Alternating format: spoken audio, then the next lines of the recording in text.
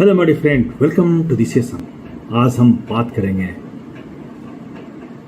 समाज के उन युवाओं के बारे में जो नशा, तंबाकू और सामाजिक गिरावट के शिकार हो गए हैं। और हमारा आज का यंगस्टर्स, आज का भारत, आज का यंग इंडिया एक ऐसे गर्त की ओर जा रहा है कि हमारी सामाजिक स्थिति काफी बिगड़ती जा रही है। अब सबसे जरूरी है जीवन की लौ न बुझने दो। नशे से नहीं, नव चेतना से बनेगा नया भारत। नशे से कभी भी नया भारत नहीं बन सकता है। एक बीड़ी, एक सिगरेट, क्या यही बन गई आपकी पहचान? क्या हमने अपने सपनों को कुछ धुएं के कश में खो दिया है? आज का युवा जो कल का भविष्य है, शक्ति का प्रतीक नहीं बल्कि व्यसनों का शिकार बनता जा रहा है। सिर्फ लड़के नहीं, अब लड़कियां में भी मानसिक असंतुलन और सामाजिक मूल्यों का विघटन चिंता का विषय बन गया है। हमारे देश में नशा सिर्फ शारीरिक जहर नहीं है बल्कि चरित्र, आत्मा और संस्कृति का भी विनाशक है। शिक्षा और जागरूकता जहां शुरू होनी चाहिए, वहां अभी क्या शुरू हो रहा है, ये बहुत देखने की आवश्यकता है, जानने की आवश्यकता है। भारत के हर गांव, हर स्कूल और हर गली में एक ही सवाल गूंजना चाहिए, क्या मैं अपने जीवन से प्यार करता हूं या करती हूं? विद्यालयों में नशा, तंबाकू और खतरों को लेकर क्लासरूम चर्चाएं और डिजिटल कंटेंट अनिवार्य होना चाहिए। बहुभाषी जानकारी स्थानीय भाषाओं और सोशल मीडिया के जरिए हर युवा तक सही जानकारी पहुंचानी ही होगी। झूठी शान, कूल दिखने की गलत सोच और फिल्मों में नशे को महामंडित करने वाले सीन, इनका भी पर्दाफाश बहुत जरूरी है।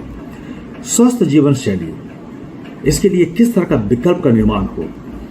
जब खाली समय में कोट हो, किताबें हो, कला हो, खेत हो, तो कौन जाएगा शराब की दुकान पर? खेल के मैदान, योग केंद्र और संगीत नृत्य मंच युवाओं के लिए विकल्प नहीं, ये जरूरत बने। मनोवैज्ञानिक सहयोग और भावनात्मक सलाह खासकर किशोर अवस्था में बेहद जरूरी है।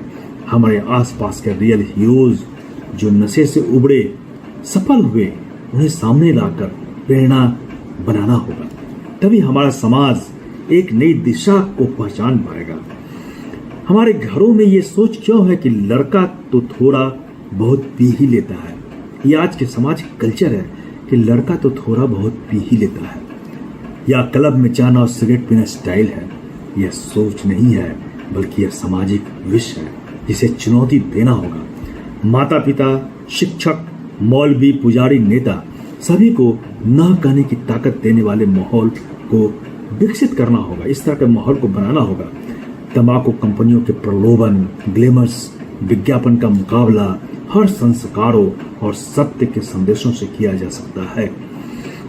नशा छोड़ना चाहने वाले व्यक्ति अपराधी नहीं है, पर अभी समाज में एक ऐसी स्थिति हो गई है कि जो लोग नशा नहीं करते हैं उन्हें अपराधी की तरह देखा जा रहा है, और जो नशा छोड़ने की भी कोशिश करते हैं उन्हें अपराधी बना दिया जाता है।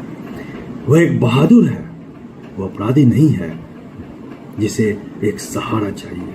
हर जिले में मुक्त गोपनीय उपचार केंद्र हो, मनोचिकित्सा सुविधा हो और सामुदायिक सहयोग दल बने। लोग क्या कहेंगे का डर हटे ताकि मदद मांगना सहज हो। मीडिया और सिनेमा को प्रेरणादायक कहानियों से समाज की मानसिकता बदलने में योगदान देना बहुत ही जरूरी है। ब्रह्मचर्य आश्रम, आत्मनियंत्रण और अध्ययन का काल, न कि सोशल मीडिया की अश्लीलता का। धर्म और कर्तव्य, जहां आत्मा स्वयं की शक्ति है। गुरु शिष्य परंपरा, एक मार्गदर्शक जो जीवन का दीपक बन सके। जैसे अष्टावक्र ने भारत की चेतना को मोड़ा था, आज उसकी जरूरत है। अष्टावक्र का जो पर्सनल लाइफ है वो बहुत ही वेदना से भरा हुआ है। अष्टावक्र ने अपने प्रारंभिक जीवन में काफी कुछ झेले हैं